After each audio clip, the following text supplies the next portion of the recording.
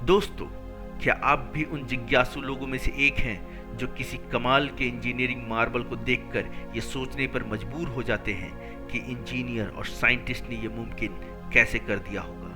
अगर हाँ, तो पानी पर बने ये शानदार पुल तो आपका ध्यान पक्का ही खींचते होंगे, कभी नदी पर तो कभी समुद्र के बीच में। दोस्तों, हम सब ये जानते हैं कि पुल या ब्रिजेस नहीं होते तो शायद कई गांव, कस्बे और शहर एक दूसरे से कटे ही रहते। इन ब्रिजेस की मदद से हम अपना समय और ईंधन दोनों ही बचा लेते हैं। स्वागत है आपका हमारे चैनल VXPL द जोश में। यहाँ पर आपको मिलेगा सिर्फ और सिर्फ फैक्ट्स, वो भी अनलिमिटेड। दुनिया भर में कई ऐसे ब्रिज हैं जो बहुत ही मशहूर हैं, कुछ अपने आकार को लेकर तो कुछ अपनी हिस्टोरिकल इम्पोर्टेंस के चलते। किसी भी ब्रिज का निर्माण वहाँ की जगह के आधार पर किया जाता है, इसलिए ब्रिज को भी जगह के आधार पर ही बनाया जाता है। Beam bridge, suspension bridge, arch bridge आदि ये कुछ ब्रिज के टाइप्स हैं। कोई भी पुल तब तक भार सहन कर सकता है जब तक उस पर पड़ने वाला भार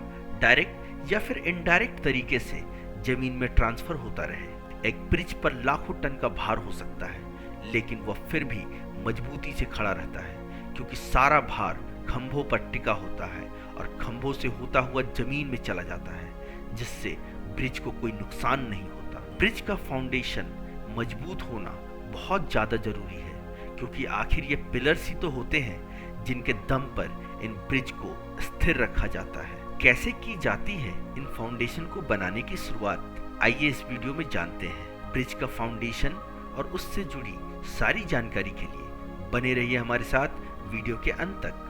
अगर आप हमारे चैनल पर नए हैं तो चैनल को सबसे पहले सब्सक्राइब करें और बेल आइकन को क्लिक करें ताकि आप तक हमारी वीडियो सबसे पहले पहुंच पाए। तेज बहाव वाले नदियों के ऊपर पिलर खड़ा करने के लिए इंजीनियर सबसे पहले एक स्ट्रक्चर बनाते हैं और उसको बनाते समय पानी की अधिकतम और न्यूनतम गहराई, पानी के बहाव की गति, पानी के नीचे की मिट्टी, पुल का और चलने वाले वाहनों का भार आदि बारीक से बारीक चीजों का हिसाब रखा जाता है। इसके बाद पुल की नींव का प्रकार तय किया जाता है। सबसे पहले एक कॉफर डैम का स्ट्रक्चर तैयार किया जाता है जो कि सर्कल या फिर स्क्वायर शेप में होता है। अब सवाल आता है कि आखिर ये कॉफर डैम बनता कैसे है?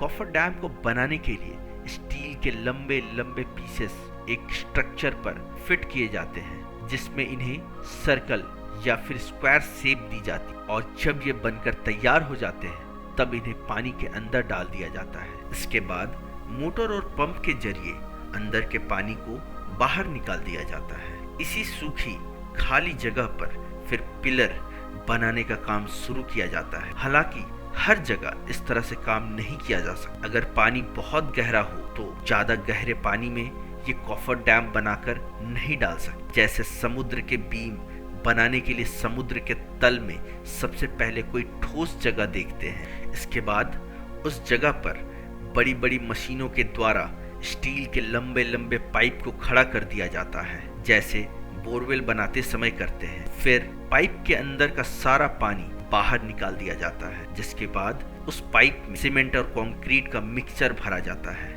जिससे एक मजबूत खंभा तैयार हो जाता है। जैसे जैसे खंभे बनते जाते हैं वैसे वैसे उनके ऊपर रोड भी तैयार किया जाता है। ब्रिज का आधा काम बाहर कारखाने में किया जाता है और आधा काम समुद्र या नदी जहां पर पुल बनाया जा रहा हो वहीं।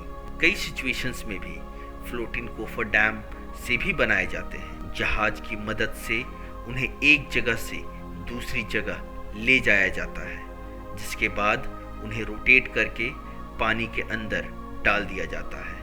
इस पूरी प्रक्रिया में काफी समय लगता है। जितने भी लोग इस काम में लगे होते हैं वो काफी प्रोफेशनल होते हैं। सभी को इन कामों का काफी अनुभव होता है, जिसके बाद ही उन्हें ऐसे जटिल प्रोजेक्ट्स पर काम करने के लिए भेजा जाता है। क्योंकि अगर ये ब्रिज किसी नौसिखिए द्वारा बनाया जाए तो उसका खामियाजा कई लोगों की मौत से भुगतना पड़ सकता है।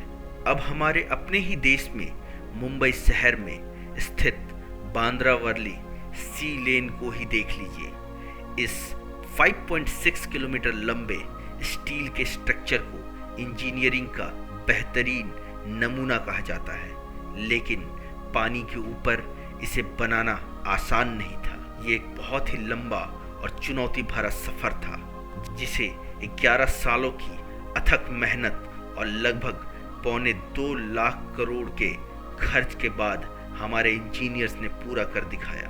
अब तक तो आप समझ ही चुके होंगे कि इस तरह के ब्रिज कैसे बनते हैं। क्या आपने भी कभी ऐसे ब्रिज को बनते हुए देखा है?